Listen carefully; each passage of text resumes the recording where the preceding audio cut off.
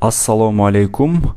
Биздин түз эфирдин көрүүчүлөрү, биз кайрадан аптанын ишемби күндөрү болчу Сулайман Ажи менен болгон эфирибизди баштап алдык. Эске сала кетсек, бул эфир Instagram жана Facebook баракчаларында болмокчу. Суроолоруңуздарды узатсаңыздар, биз мүмкүнчүлүгүбүз убакыт мүмкүнчүлүгү жетишкенче жооп бергенге аракет кылабыз. Жана комментарийге номерлериңерди таштап койсоңуздар, биз WhatsApp группаларга кошуп коебуз.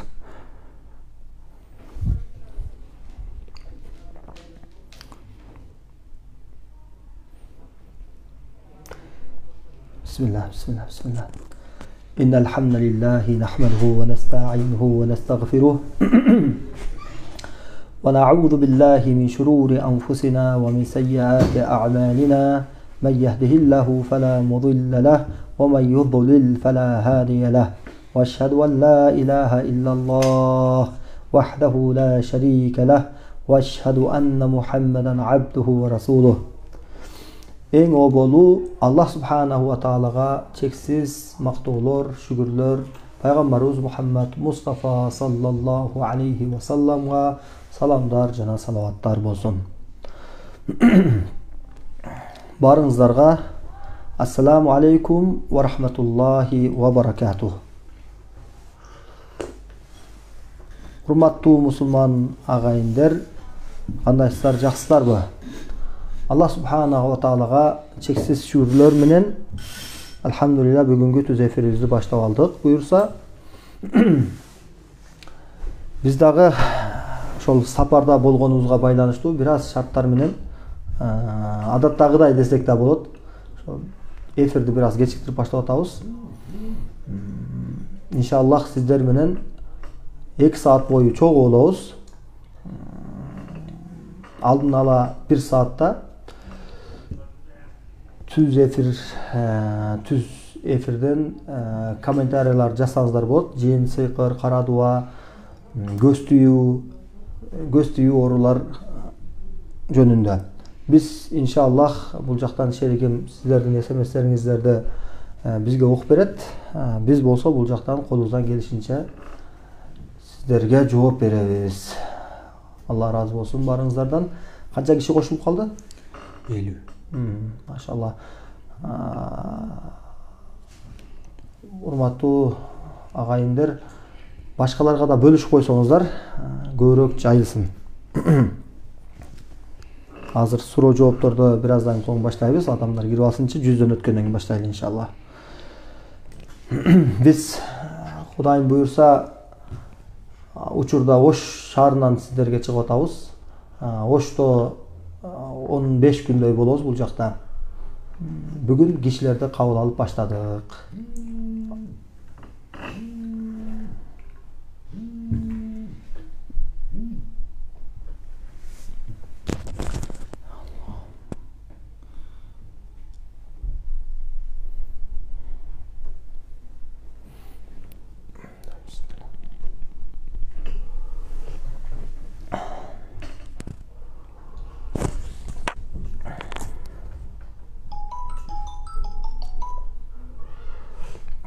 Instagram'dagılar sözüm жакшы угулуп атабы сиздерге? Наушник менен сүйлөп атам. Facebook'dagılar, Instagram'dagılar жазып койсоңуздар. Эгер звук жакшы болсо, сонун деп жазып коюңуздар.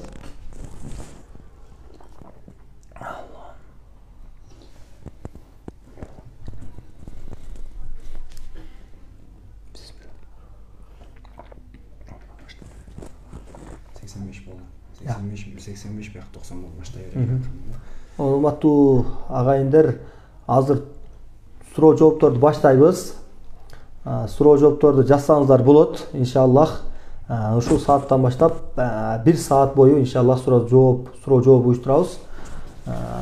Дагы эстете кетсем, жин, сыйкыр, кара дуа, көз түйүү жөнүндө жазыңыздар иншаллах. Бардык суроолорго ушул жерден шашпа жооп беребиз иншаллах, чай ичип отуруп. Бисмилlah. Анда бисмилля деп биринчи суроодон баштай берелик. Мүрзөнүн топурагы чачылган үйгө жашаса эмне болот? Дубаланган суулар да, эшик да, терезелер, дубалдар да кандай кылабыз дейт. Баары ошо мүрзөнүн топурагы чачылган. Мүрзөнүн топурагы чачылса, же үйгө кандайдыр бир нажасаттарды таштап кеткен болсо, мисалы үчүн көбүнчөсү өлүп калган өлүк кара коросту, же болбосо баш алынган тоокту, же ушундай бир канаттуулардын баш алынган абалда эшигиңиздин жанына таштап кеткен болсо, же сизге бир адаттан тыш болгон бир кандайдыр бир жаман нерселерди көрүп калсаңыз үйүңүздөн, же чукулуп аткан жерден бир эски буюмдардын астынан кандайдыр бир сыйкырга көбүрөөк күмөн басымдуулук кыла турган бир жагдайларды көрүп калсаңыз, бир абалдар болсо, ошол маалда сөзсүз аны окуп салыш керек болот. Окуганда атайын түздөн түз эле барып кол менен кармабай, медициналык причеткалар менен, колгаптар менен кармап алып, баягыны ачып алып, адиске көрсөтсөңүз жакшы болот. Ар бир нерсени өзү кишиси жакшы түшүнөт. Ошол дубаларды окуп салыш керек болот. Анан чачып кетсе, мүрзөнүн топурагы мейли башка топурак болобу, же ушул сыяктуу кандайдыр суулар чачып кеткен болсо, анда сөзсүз ошол үй сыйкырланды деген натыйжа чыгарбайбыз. Чачканда дагы ошол үйдөгү кишилерге окутулат ал мүрзөнүн топурагы. Практикада көз ачыктар көбүнчө бирөөнүн үйүнө бирөөдү чачыш үчүн бирдемени жасап берип атканда, сыйкырда ошол адам ошол үй бүлөдө жашаган кандайдыр бир адамдын аты менен жасалат баягы сыйкыр. Эгер ошол Алланын кудурети менен таасир берген болсо, ошол үйдө жашап аткан кишиге таасир берет. Ал ошол үй сыйкырланып калды деген жоопко келбейбиз. Туура кээде жерди дагы сыйкырлайт. Орунду сыйкырлайт. Кандайдыр белгилүү орунду. Үйдү сыйкырлашы мүмкүн, иштеп аткан ишканасын сыйкырлашы мүмкүн, офисти сыйкырлашы мүмкүн. Алар ошолордун максатына жараша, сыйкырдын ошол аталышына жараша кандайдыр маалым бир жерлерди сыйкырлашы мүмкүн деп айтабыз. Үй сыйкырланганда ошол үйгө бөтөн кишилер дагы келсе, жүрөгү кысылып, аурасы жаман болгондой, баягы кара ошол үйдү кара бир түтүн каптап калгандай, мен мажази кыйытма маанинде айтып атам. Ошол үй татынакай баягы ремонт менен таза сонун үй болсо дагы, бирок аурасы капкара, караңгылык каптап калган бир зымыстанга сыяктуу оор болуп калат. Ошондой учурда үйдү тазалаш керек болот. Бизде көпчүлүк үйдү тазалаш керек дегенде ошол үй бүлөнүн мүчөлөрү, үй бүлө мүчөлөрү ооруп калат дагы. Анан ооруп калганда өздөрүнөн көрбөй, шу үйдүн аурасы жаман болуп атат, шу үй сыйкырланып калган окшойт, үйдү тазалаш керек деген маселени көтөрүшөт да. Кээде туура болот, кээде туура эмес болот. Туура эмес болгону кайсыл жакта? Ошол үй бүлө мүчөлөрү өздөрү сыйкырланып калганда, ошол үйгө киргенде кыжалат болуп, ошол үйдө бири-бири менен келише албастыктар, ачуулануу, жаман адаттар, ошондой маалда баягы үйдөн көбүрөөк эме болуп калат экен да. Үйдө бирдеме болуп атат, башка жакка барсак сонун жашап атабыз, бул жерге келсек кыйналып атабыз дегендей. Бунун дагы абалы өтө көп тараптарды өз үчүн алат. Кээде сыйкырланат киши сыйкыр кишиде болот, бирок үйгө байланыштуу болот сыйкыры. Мисалы үчүн бир адам жаңы бир үй сатып алды, ал мүлк катары ошол үйдө жашап атат. Ошол үй бүлө жашап аткандыгын көрө албаган бирөө үйдө жашап аткан үйүн ал үчүн тынчтык, бейпилдик болбосун үчүн, ал ошол үйдө кыжалат болуп, рахат албасы үчүн сыйкыр кылышы мүмкүн ошол адамга. Үйгө эмес, адамга сыйкырлайт. Ошол адам ошол үйгө байланыштуу болуп калат сыйкыры, ошол үйгө киргенде кыжалат боло берет. Анан бизден баягы суроолор, талаптар көбөйөт. Үй сыйкырланып калды окшойт. Жок, үй эмес, адамдын өзү сыйкырланган болот бул учурда.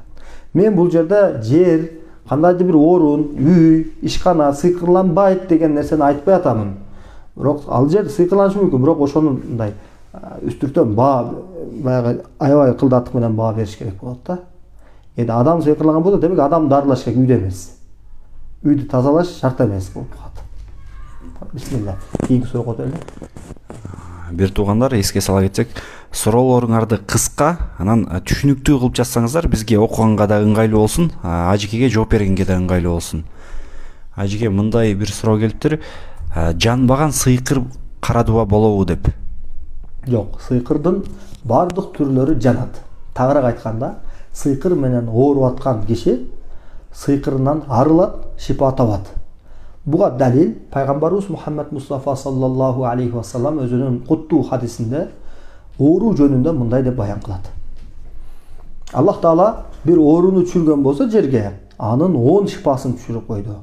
Шифа издегиле деди пайгамбарыбыз саллаллаху алейхи ва саллам. Эч кандай дарт жок, шифасы болбогон. Ар бир дарттын шифасы бар.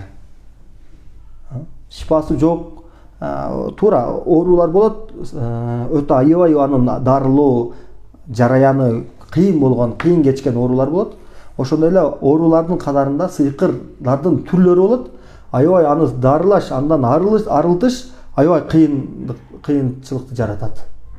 Аны биз тана албай койбойбуз.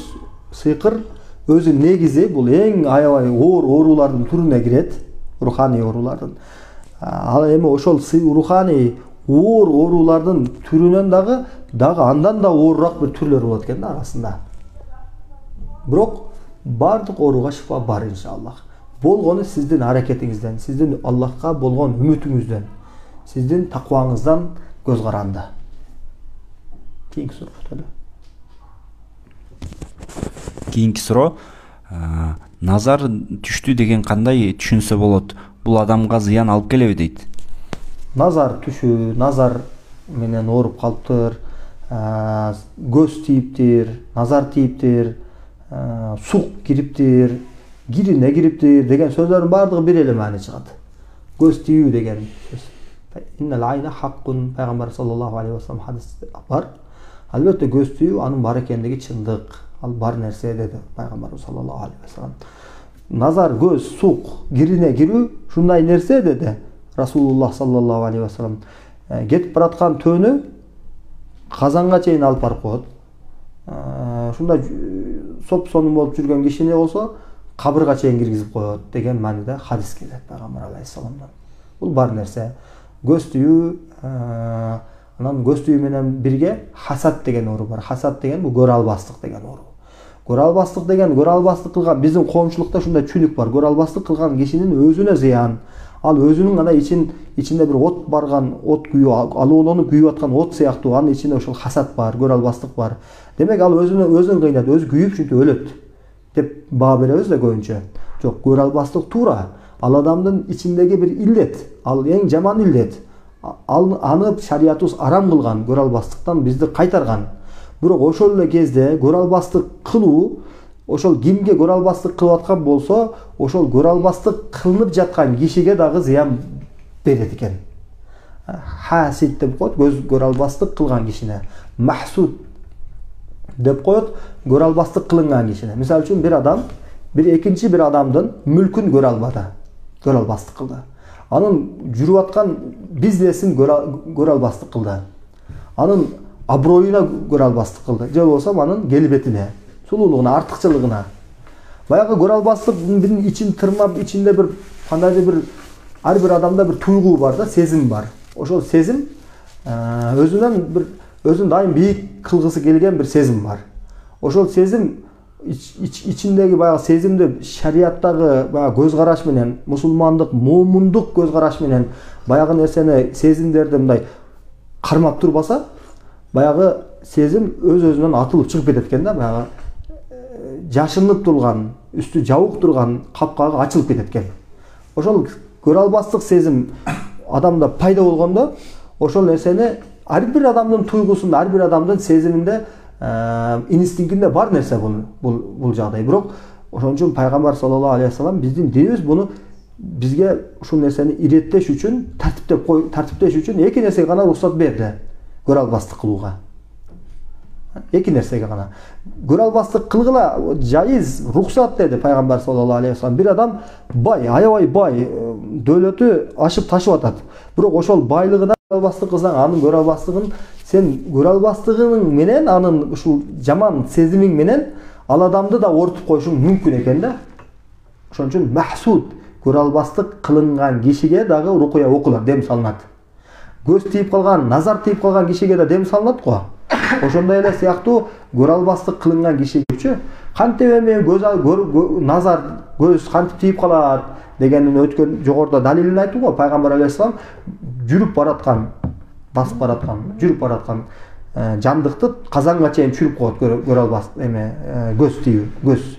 Ал эми адамды болсо кабырга чейин алып барып коет. Көз назардын таасири ушундай кубаты бар. Биз аны бир илим менен көпчүлүк тастыктабайт муну. Медициналык жактан жана башка жактан, бирок бул нерсе бар нерсе. Ошондой эле хасад көрө албастык деген нерсе дагы бар нерсе. Көрө албастык бирөө бир адамга көрө албастык кылган болсо, көрө албастык кылынган киши ошол бунун көрө албастык кылгандыгы үчүн ооруп калышы мүмкүн. Ошондуктан пайгамбар саллаллаху алейхи вассаламга аят түшүрдү Алла Таала. Аузу биллахи минаш шайтанир раджим. Ва аузу бираббил фалак мин шарри ма халак ва мин шарри гасиqin иза вaqab ва мин шарри хасидин иза хасад ва мин шарри нафасаtil qadr ва мин шарри хасид иза хасад. Иза хасад. Ошол жерде иза хасад деп атат. Көрө албастык эгер кылса деп атат. Аны көрө албастыгынан Алладан жардам сурайбыз деп алаган пайгамбар саллаллаху алейхи вассалам коргонуу аяты бул. Дайыма ушул аятты көп окуп жүргөнү жөнүндө Айша энемизден риваяттар бар. Кийинки сурак деле. Звук жакшы эле экен. Instagram неметип калды, өчүп кайра интернеттен. Жасар болот ал. Кийинки суроого өтө берсек. Деки эме чалып койдуңар беле? Ооба. Ооба. Кийинки суроо. Мал союп, төлөө бериш керекпи? Же ошол акчаны муктаждарга берсе болобу? Жооп берип коесуз дейт. Май союп төлөө өткөрүү. Же болсо муну түштүк тараптарда ихсан кылуу деп айтышат. Ошол ихсанды төлөө өткөрүүнү эгерде байларды гана чакырып өткөргөн болсо, колунда бар, мүмкүнчүлүгү бар, курсагы ток, кыйынчылык көрбөгөн, кыйынчылыгы жок кишилерди чакырып алып ихсан берсе, туура бул дагы бир адамды курсагын тойдуруу бир жакшы иш. Мейли ал курсагы ток болсун, курсагы ач болсун, айырмасы жок. Курсагы ач болсун, абзелдирээк болот мындан караганда. Бирок ошону менин өзүм пикирим, муктаж тууган уругубуздун арасында ушундай ыймандуу, бирок ушундай бир нерсеге зарыгып калган кишилерге акчалай эле берип койгон жакшыраак болот. Көпчүлүк курсагы тойгон кишилерди, ачык эмес кишилерди алып келип алып, ал жерде аларды конок кылгандан көрө муктаж, зарыгып турган, сиздин берген акчаңыз ал үчүн өтө чоң кубанычты алып келген кишилерге тартууласаңыз, бул абдан сонун бир иш болот. Бир туугандар, бизде ушул интернет байланышы бир аз татаал болуп калып атат. Ошондуктан интернет эфирибиз кичине катып калышы мүмкүн. Азыр техникалык себептерден улам. Ошондуктан суроолоруңарды кыска нуска берсеңиздер, биз окуп көп суроолорго жооп бергенге аракет кылабыз. Кийинки суроого өтсөк. 2009-жылы биз жашаган үйгө лөлүлөр келип, даараткананын жанынан чач, лезвие, жип казып чыккан. Же менин көзүмдү бууп, ошондой көрсөтүштү, же чын эле азыркыга чейин башым жетпейт дейт. Туугандар, сыйкыр эки түрлүү болот. Жакшылап угуп алыңыздар. Сыйкыр тахил бул ошол кыялдануу, көздү боемочулук, мушавиз деп коет. Ошо баягы фокус көрсөткөндөр бизде аябай көп болуп атпайбы? Кээ каналдар, атайын ушундай каналдар бар. Сыйкырдын кинолорун, сыйкыр жөнүндө атайын толугу менен 24 саат көргөзгөн орус тилиндеги каналдар бар экен. Ошол баягы Фираун менен Муса алейхиссалам жолукканда, Муса алейхиссалам Алланын кереметин көргөзгөндө, можиза көргөзгөндө Фираун болсо сыйкырчыларды чогултуп алып, сыйкырчылардын сыйкырынан пайдаланганда, ошол абалды баарыбыз билебиз да, көргөнбүз, кинолор көргөнбүз, тарыхтардан окуганбыз. Ошол жерде сыйкырдын тахил, баягы көздү боеп коюу деген сыйкырды колдонгон. Ал эми сыйкыр эки түрлүү болот дегениндин экинчи бөлүгү ал сыйкыр акыйкат сыйкыр, жүзөгө чыга турган сыйкыр. Бул сыйкыр көздү боеп, мындай адамдарды ушинтип кыялдандырып кое турган сыйкыр эмес. Мен бул айтып аткан сыйкыр адамды оорутушу мүмкүн, бир адамды жинди кылып коюшу мүмкүн, бир адамды жүрүп аткан ишин токтотуп коюшу мүмкүн, кандайдыр оорулар менен ошо адамды оорутуп коюу аркылуу, же болбосо бир адамды суицид кылганга алып барып коюшу мүмкүн, же жакшысына жашап аткан үй бүлөнү ортосуна бир нерсени, бир арзыбаган бир нерсени себеп кылып эле ошол менен баягы семьяны, үй бүлөнү ажыратып эки жака бөлүп салыш, ажыратып салышы мүмкүн. Сыйкыр жөнүндө эки түрлүү дедим жогоруда. Ошол экинчи түрү, мен айтып аткан, азыркы айтып аткан түрү жөнүндө уламалардын дээрлик 90-100% мен айткан аныктаманы айтышат. Өлтүрүшү мүмкүн, бир адамды оорутуп коюшу мүмкүн, түрлүү ооруларды пайда кылышы мүмкүн сыйкыр, рак жана башка. Анан ошол менен бирге адамды акылынан тайдырып коюшу мүмкүн, сыйкыр ажыратышы мүмкүн, үй бүлөнү бузушу мүмкүн, ыдыратышы мүмкүн, бир туугандардын ортосунда келишпестиктерди пайда кылышы мүмкүн. Ошондой эле адамга ар кандай терс жактардан сыйкырдын максатына жараша абалдарды алып келиши мүмкүн. Сыйкырдын таасирлери. Бул сыйкыр акыйкат сыйкыр. Теги көз боемочулук сыйкыр. Бүгүнкү күндө лөлүлөр жана башка кээ бирки сөрөй молдолор дейбизби, ошолор негизи алар молдо деп айтылбайт. Эл коомчулук аны молдо деп аташат. Аты молдо болобу, же оолия болобу, калп болобу, башка болобу, же бакшы болобу, көз ачык болобу, бардыгы бир. Темасы бир. Алар сыйкыр колдонуп адамдарды ынандырганга аракет кылды. Фираун алейхиналанын жогордагы окуясын айтып бердим го, Муса менен болгон окуяда. Фираун сыйкырчылары жипти таштады эле, жыланга айланды. Адамдар аны жылан көрдү, чоң килтейген жыландар. Муса алейхисалам таягы жыланга айланды, бирок ал сыйкыр менен аралашып калдык.